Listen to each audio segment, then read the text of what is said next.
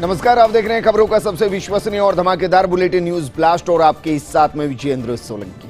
सांप पकड़ने वाले कर रहे मासूमों की जिंदगी से खिलवाड़। फर्स्ट इंडिया न्यूज का चौंकाने वाला खुलासा। अवैध वन्य जीव अपराधियों के खिलाफ फर्स्ट इंडिया का अभियान बना सबसे बड़ी मुहिम। जागरूकता के नाम पर मासूमों की जिंदगी से खिलवाड़ हो रहा था। कोरोना काल से पहले हो रहा था जिंदा सांपों के साथ स्कूलों में अवैध प्रदर्शन। प्रदेश के कोने कोने से अवैध रूप से सांप पकड़ने वालों की मिल रही जानकारियां। कोरोना काल में बढ़ रहा वन्य जीव अपराध और वन्य कर्मी सोते रहे और प्रदेश में लगातार बढ़ता गया वन्य जीव अपराध। फर्स्ट इंडिया ने बाकायदा खबर चलाई थी और इसके जरिए बताया गया था किस तरीके से अलग अलग संगठन बन रहे हैं जो न सिर्फ सांप पकड़ने का दिखावा करते हैं बल्कि सोशल मीडिया के जरिए खुद को विख्यात करते हैं और फिर जहर का धंधा करते हैं, सांपों का धंधा करते हैं। क्योंकि एंटी वेनम मेडिसिन बनाने में यानी कि जहर के खिलाफ दवा बनाने में सांपों के जहर का इस्तेमाल होता है और इसलिए इसके अच्छे खासे दाम मिलते हैं। फर्स्ट इंडिया न्यूज ने बाकायदा खबर को दिखाया था किस तरीके से अवैध वन्य जीव अपराधी लगातार सांपों को अपना शिकार बना रहे, मुनाफे के लिए इस्तेमाल कर रहे हैं। जागरूकता के नाम पर मासूमों की जिंदगी से भी खिलवाड़ हो रहा था। कोरोना काल से पहले हो रहा था जिंदा सांपों के साथ स्कूलों में प्रदर्शन और प्रदेश के कोने कोने से अवैध रूप से सांप पकड़ने वालों की जानकारियां भी मिल रही थी। कोरोना काल में बढ़ रहा वन्य जीव अपराध और वन्य कर्मी सोते रहे और प्रदेश में लगातार वन्य जीव अपराध बढ़ता ही जा रहा है। और बात करते हैं एक ऐसी खबर की जिसमें कीमतें बढ़ती ही जा रही हैं। बात करें घरेलू गैस की जिसकी कीमतों में वृद्धि संभव है। एक बार फिर से 1 जून से बदले दाम आपको चुकाने पड़ सकते हैं, बदल सकते हैं घरेलू गैस के दाम। अभी घरेलू गैस सिलेंडर की कीमत 813 रुपए है। 19 किलो की कमर्शियल गैस सिलेंडर यानी कि वाणिज्यिक गैस सिलेंडर की बात करें तो उसके लिए 1610 रुपए 50 पैसे प्रति सिलेंडर आपको चुकाना पड़ रहा है। घरेलू गैस सब्सिडी अभी नहीं मिल रही है जो इस सिलेंडर पर मिलती है।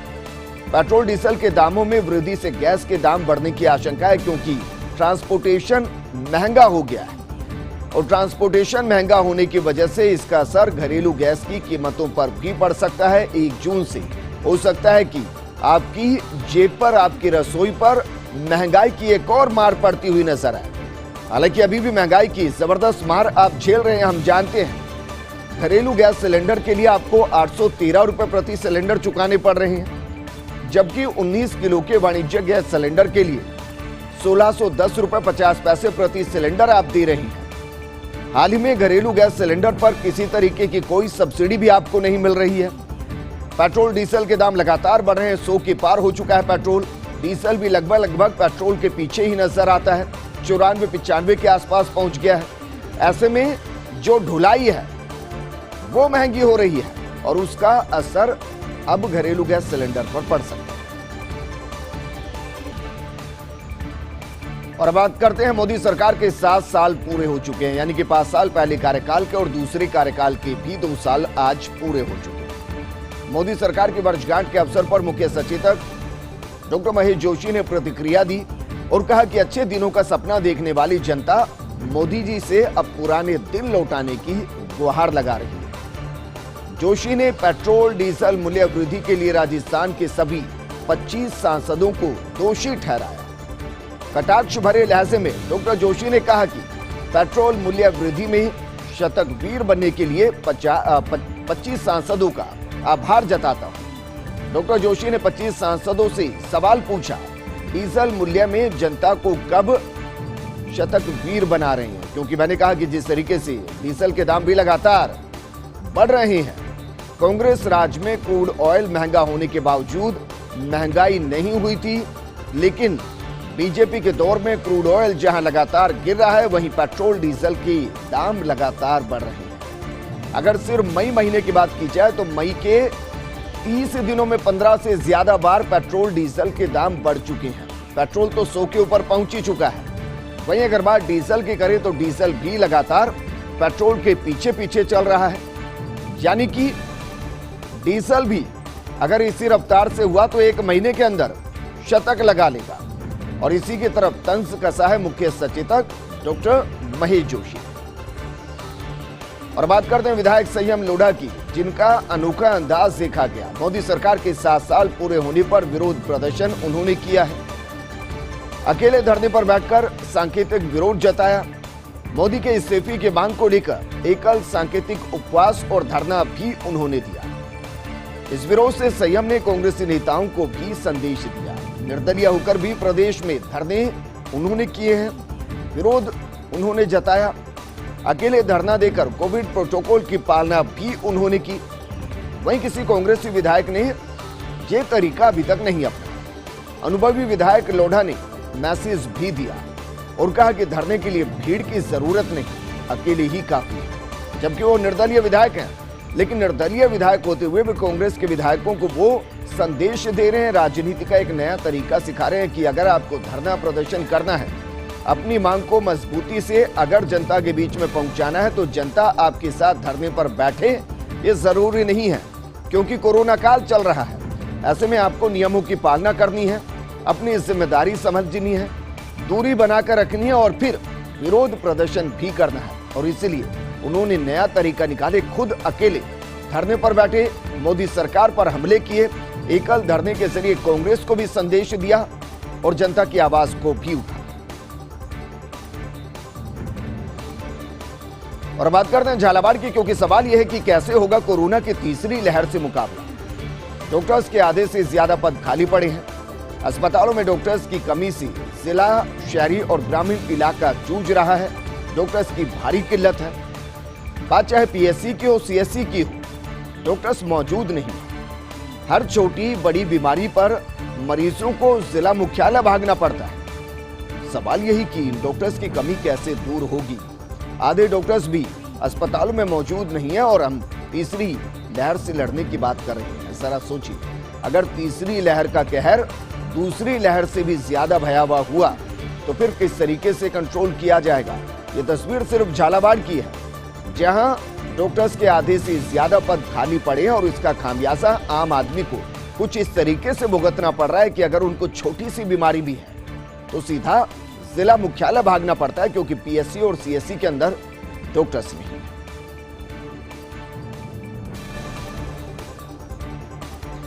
और बात करते हैं इंडियन फार्मासिस्ट एसोसिएशन की। राजस्थान के प्रदेश अध्यक्ष बने सर्वेश्वर शर्मा। फार्मासिस्ट का राष्ट्रीय संगठन है इंडियन फार्मासिस्ट एसोसिएशन और Sharma fight for patient right आंदोलन से भी जुड़े हैं। इसके साथ ही 11 सदस्यों की कार्यकारिणी का भी गठन किया गया है। इसमें अगर बात करें प्रदेश उपाध्यक्ष की, तो अरविंद गौड़ को प्रदेश उपाध्यक्ष बनाया गया है, जबकि प्रदेश महासचिव के पद पर नवीन शर्मा जिम्मेदारी संभालेंगे। अगर सचिव की बात करें तो सचिव की जिम्मेदारी वीरेंद्र सैनी को दी गई है। वहीं प्रदेश कोषाध्यक्ष की जिम्मेदारी शिव कुमार को दी गई है। प्रदेश संगठन मंत्री की जिम्मेदारी देवी सहाय डूडी को दी गई है, जबकि प्रदेश प्रवक्ता का काम विवेक शर्मा करेंगे। मीडिया प्रभारी देवेंद्र शर्मा को बनाया गया है, जबकि सीकर प्रदेश संरक्षक सुरेंद्र चौधरी को बनाया गया है। राम नरेश यादव प्रदेश प्रभारी की जिम्मेदारी संभालेंगे और राजेंद्र सिंह राणा को प्रदेश संयोजक की जिम्मेदारी दी गई। और बात करते हैं मिनी अनलॉक की। क्या वाकई में राजस्थान उसकी तरफ बढ़ रहा है? सवाल यह है कि 1 जून से छूट की उम्मीद क्या की जाए। प्रदेश में कोरोना संक्रमण और मौतों के मामले में कमी आ रही है। अब लॉकडाउन की अवधि पूरे होने से पहले ही मिनी अनलॉक की तैयारी शुरू हो गई। जानकार सूत्रों ने ये संकेत दिए हैं, जानकारी दी है कि किराना, सब्जी, डेयरी, पेट्रोल पंप के खुलने का वक्त बढ़ाया जा सकता है। 1 जून से शाम 5 बजे तक ये समय बढ़ाया जा सकता है। इंटरस्टेट आवागमन में भी छूट मिल सकती है, यानी कि एक जिले से दूसरे जिले में जाने के लिए छूट मिल सकती है। लेकिन जिन जिलों के अंदर अभी भी कोरोना बढ़ा हुआ है, जहां आंकड़े अभी भी बाकी जिलों के मुकाबले ज्यादा हैं, वहां हो सकता है कि छूट ना दी जाए। जैसे जयपुर, जोधपुर, कोटा, उदयपुर, बीकानेर, अलवर, इन शहरों को छोड़कर बाकी जगहों पर आने जाने पर रोक वापस ली जा सकती है। इलेक्ट्रॉनिक्स की दुकान, जर्नल और departmental store, vehicle repairing workshop को भी निर्धारित शर्तों के साथ छूट मिल सकती है। प्रदेश में 17 आईएएस, 12 आईपीएस और 4 आरएएस डॉक्टर, लेकिन इनमें से 2-3 को छोड़कर अधिकांश अफसर सेवाओं से दूर हैं। 2 से 3 के अलावा कोई भी अफसर मेडिकल विभाग में नहीं है और न ही कोरोना महामारी के दौरान विशेषज्ञ अधिकारी की तरह इस्तेमाल हो रहे हैं। खुद कई आईएएस मानते हैं कि अच्छी रणनीति बनाने में वो सहयोगी हो सकते हैं। ग्राउंड स्तर पर वो और बेहतर काम करवा सकते हैं। सरकारी और गैर सरकारी अस्पतालों और अस्पताल और सरकार के बीच समन्वय वो स्थापित कर सकते हैं। इनकी टीम बनाकर सरकारी अस्पतालों की कमियों को दूर भी किया जा सकता है। लेकिन अधिकांश अफसर लगे हुए हैं नॉन मेडिकल फील्ड के अंदर, यानी कि जो अनुभव उनका है उसका इस्तेमाल नहीं किया जा रहा। वहीं पेट्रोल डीजल की कीमतें जिस तरीके से बढ़ रही है, मोदी सरकार को मुख्यमंत्री अशोक गहलोत ने जमकर घेरा और कहा कि आमजन को मुश्किल में डाल रही मोदी सरकार। अंतर्राष्ट्रीय बाजार में कच्चे तेल की कीमतें लगातार कम हो रही हैं। इसके बावजूद केंद्र सरकार लगातार पेट्रोल डीजल की कीमतें बढ़ा रही है। कई राज्यों में पेट्रोल की कीमत 100 रुपए प्रति लीटर की पार हो चुकी है। एक तरफ आम आदमी की कोविड में आमदनी कम हो गई है, दूसरी तरफ मोदी सरकार महंगाई से उनकी मुश्किल को और ज्यादा बढ़ा रही है। केंद्र सरकार पेट्रोल डीजल पर एक्साइज ड्यूटी को लगातार कम कर रही और एक्साइज ड्यूटी से राज्यों को हिस्सा जो मिलता था वो कम हो गया। दूसरी तरफ स्पेशल ड्यूटी लगाकर अपनी जेब भरने का केंद्र सरकार काम कर रही है। केंद्र सरकार की 1/3 कमाई पेट्रोल डीजल से मिलने वाले टैक्स से हो रही है। आम आदमी मोदी सरकार द्वारा बुने गए इस जाल में फंस चुका है और फंसकर तंग आ चुका है, क्योंकि पेट्रोल डीजल के दाम जिस तरीके से बढ़ रहे हैं, सवाल तो खड़ा करते हैं कि जब देश के अंदर चुनाव होते हैं तो पेट्रोल डीजल के दाम नहीं बढ़ते हैं, उल्टा उनमें कमी आ जाती है। लेकिन जैसे ही चुनाव खत्म होते हैं, पेट्रोल डीजल के दाम बेहताशा बढ़ने शुरू हो जाते हैं। 2 मई को 5 राज्यों के परिणाम आने के बाद लगातार पेट्रोल डीजल के दाम बढ़ रहे हैं। 15 बार से ज्यादा पेट्रोल डीजल के दाम बढ़ चुके हैं। कई राज्य ऐसे हैं जहां पर 100 से ज्यादा दाम पहुंच चुके हैं और इसी को लेकर मुख्यमंत्री अशोक गहलोत ने हमला किया और कहा कि अंतर्राष्ट्रीय बाजार में क्रूड ऑयल के दाम लगातार कम हो रहे हैं, लेकिन मोदी सरकार मुनाफा कमाने में लगी है और वो लगातार पेट्रोल डीजल के दाम बढ़ा रही है और अपनी ज्यादातर कमाई अपनी जेब को, जनता की जेब खाली करके भर रही है। सिरोही में अवैध शराब पर आबकारी विभाग की कार्रवाई और इससे जुड़ा प्रकरण हम आपको बता रहे हैं। आबकारी अफसर इसे मान रहे अब तक की सबसे बड़ी कार्रवाई। आबकारी आयुक्त डॉक्टर जोगाराम के निर्देशन में कार्रवाई हुई है। पकड़े गए 15 वाहनों में 6 ट्रक और 9 लग्जरी कारें शामिल हैं। हरियाणा, गुजरात और राजस्थान नंबर की ये गाड़ियां हैं। करीब 2000 पेटी अवैध शराब बरामद की गई है। पहली नजर में 1.5 से 2 करोड़ रुपए की ये शराब की मूल्यांकन की गई। एईओ राणा प्रताप सिंह और उनकी टीम ने इस कार्रवाई को अंजाम दिया है। तो तस्वीर हम आपको दिखा रहे हैं। इसको अब तक की सबसे बड़ी कार्रवाई बताया जा रहा है, क्योंकि करोड़ों की शराब को जब्त किया गया और ये गुजरात हरियाणा निर्मित शराब बताई जा रही है। 15 वाहनों में 6 ट्रक और 9 लग्जरी गाड़ियां शामिल है। हरियाणा, गुजरात और राजस्थान नंबर की ये गाड़ियां हैं। करीब 2000 पेटी अवैध शराब बरामद की गई है। पहली नजर में 1.5 से 2 करोड़ रुपए शराब की मूल्य बताई गई। एईओ राणा प्रताप सिंह और उनकी टीम ने इस कार्रवाई को अंजाम दिया। ब्रेक के बाद आपका स्वागत और बात करते हैं गहलोत अंकल की, जिन्होंने बच्चों के लिए तैयारी शुरू कर दी है। मुख्यमंत्री गहलोत एक बार फिर से एक कदम आगे हैं। दूसरे राज्य कोरोना के दूसरी लहर से जूझ रहे हैं, लेकिन गहलोत ने शुरू कर दी है भविष्य की तैयारी। संभावित तीसरी लहर के लिए शुरू की गई तैयारी और तीसरी लहर में बच्चों के ज्यादा प्रभावित होने की आशंका है। ऐसे में मुख्यमंत्री गहलोत ने अधिकारियों को मास्टर प्लानिंग के निर्देश दे दिए हैं। लॉकडाउन और अनलॉक के लिए पूरी प्लानिंग होगी। चिकित्सा विशेषज्ञों का एक रिसर्च ग्रुप भी बनेगा, जो देश दुनिया में हो रहे शोध और अनुसंधान का अध्ययन करेगा। ऑक्सीजन, वैक्सीनेशन और मेडिकल इंफ्रास्ट्रक्चर की प्लानिंग हो रही है। कुल मिलाकर नौनिहालों को तकलीफ नहीं होने देना चाहते मुख्यमंत्री अशोक गहलोत।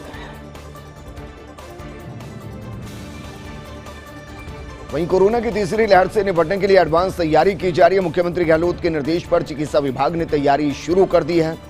राजस्थान में अप्रैल मई में ही ऑक्सीजन बेड 10,000 से बढ़ाकर 20,897 हो गए। आईसीयू वेंटिलेटर 3,372 से बढ़ाकर 5,454 कर दिए गए। सामान्य बेड्स की बात करें तो संख्या 7,798 से बढ़ाकर 14,240 कर दी गई है। तीसरी लहर में बच्चों के सर्वाधिक प्रभावित होने की आशंका है। ऐसे में अभी से दिए गए रेमडेसिविर के 80 mg की वॉइल के ऑर्डर एडल्ट के लिए भी मंगवाए जा रहे हैं। 400 mg के लिक्विड और पाउडर वाली वॉइल, डीआरडीओ की 2DG दवा और रोश फार्मा की एंटीबॉडी कॉकटेल दवा का भी प्रोक्योरमेंट किया गया है। इसके अलावा पैरासीटामोल, लिवोस्ट्रेजिन, एरिथ्रोमाइसिन और अन्य जरूरी दवाइयां भी सिरप फार्म से मंगवाई जा रही है। रेलवे प्रशासन ने बढ़ाई 50% कर्मचारियों के ऑफिस आने की अवधि। अब 31 मई के बाद भी 50% कर्मचारी ही आ सकेंगे। 26 अप्रैल के पूर्व में जारी आदेशों के मुताबिक ऑफिस में सिर्फ 50% कर्मचारियों को ही बुलाया जाएगा। अन्य 50% कर्मचारी वर्क फ्रॉम होम करेंगे। हालांकि घर पर भी कर्मचारियों को रहना होगा उपलब्ध। बिना अनुमति मुख्यालय नहीं छोड़ सकेंगे। वर्क फ्रॉम होम वाले कर्मचारी मोबाइल वीडियो कॉन्फ्रेंस के जरिए कामकाज के लिए उपलब्ध रहना होगा। वहीं कनिष्ठ प्रशासनिक ग्रेड और उच्च अधिकारियों को हर दिन ऑफिस आना होगा। वहीं रेलवे कर्मचारियों को मिल सकेगी 30 दिन की स्पेशल सीएल। 10 अलग अलग परिस्थितियों में कर्मचारी 30 दिन की स्पेशल सीएल ले सकेंगे। इससे कोरोना काल में रेल कर्मचारियों को राहत मिलेगी। अब अवकाश के चलते कर्मचारियों के वेतन कटौती की नौबत नहीं आएगी। उत्तर पश्चिमी रेलवे की करीब 45,000 रेल कर्मचारी इससे लाभान्वित होंगे। सीपीओ के प्रस्ताव पर महाप्रबंधक आनंद प्रकाश ने मंजूरी दे दी है। 30 दिन से ज्यादा छुट्टी लेने पर निजी छुट्टी या वेतन में से कटौती की जाएगी। वहीं अगले लोकसभा चुनाव से पहले करीब 14 राज्यों में चुनाव है। इनमें राजस्थान भी शामिल है। अधिकांश सीटों पर बीजेपी और कांग्रेस के बीच मुकाबला होगा। दोनों ही दलों की व्यूह रचना में उत्तर प्रदेश सर्वोपरि है। उत्तर प्रदेश के साथ ही उत्तराखंड, पंजाब, गोवा, मणिपुर विधानसभा के चुनाव भी होंगे। उत्तर प्रदेश के अलावा 4 राज्यों में कांग्रेस और बीजेपी के बीच में सीधा मुकाबला है। इन 5 सूबों के चुनाव के बाद नवंबर-दिसंबर 2022 में गुजरात, हिमाचल प्रदेश के विधानसभा चुनाव भी होंगे। तो 2023 की शुरुआत में भी चुनाव होंगे। पूर्वोत्तर के 3 राज्यों मेघालय, नागालैंड और त्रिपुरा के अंदर चुनाव होंगे और उसके बाद सेमीफाइनल होगा। यानी मध्य प्रदेश, छत्तीसगढ़, राजस्थान और तेलंगाना जैसे बड़े राज्यों के भी चुनाव होंगे। इन राज्यों का चुनाव एक तरह से आम चुनाव का सेमीफाइनल होगा।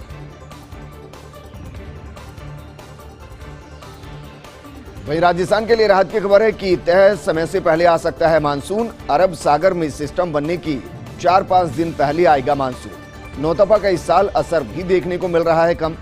2020 में 50 डिग्री तक मई का पारा गया था, लेकिन इस बार 47 डिग्री से आगे नहीं बढ़ा पारा।